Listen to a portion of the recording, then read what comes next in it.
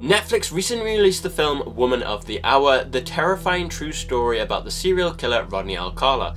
And if you've looked into the story, you know just how horrifying it was. But what about the film? Well, the acting in the film was really good, and I've got to say, Daniel Zavato was a very convincing Rodney Alcala. The way he would change in scenes, the way he gave those looks, the charisma he really came across on screen that he was this terrifying serial killer.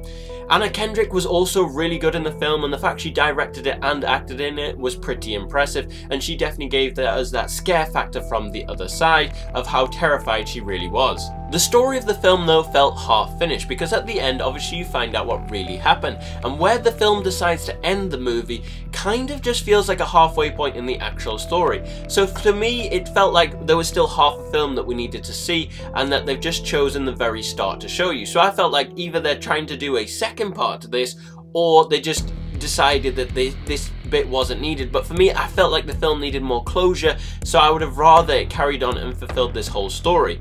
I also think the time jumps didn't help. I get what they were trying to do. They're just trying to interweave it, so we saw lots of different ways that this guy was attacking these poor women. But I just think it made it confusing, because you didn't know where you were in the story and whether this was happening at the same time or whether this was the future or the past. I think if there'd been like maybe even like a different color grading, it might have helped. But for me, it just got confusing at the end, so you didn't really know whether this was after it happened, before it happened. And so it just made it slightly more confusing. I think had they just gone in a chronological order, I think that would have helped. I think for me, the story would have been better if you'd had the full story and it had been in a chronological order, just to keep things, or it was more clear that this was either in the future or the past, maybe by using color grading.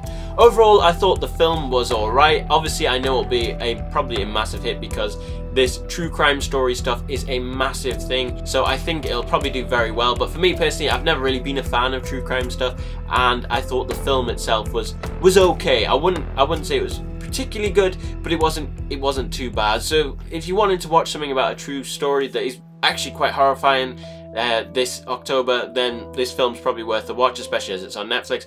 But if you're not into true crime, or you'd want something better, then probably avoid this film. But those are my thoughts. What did you guys think about the film? Let me know in the comments.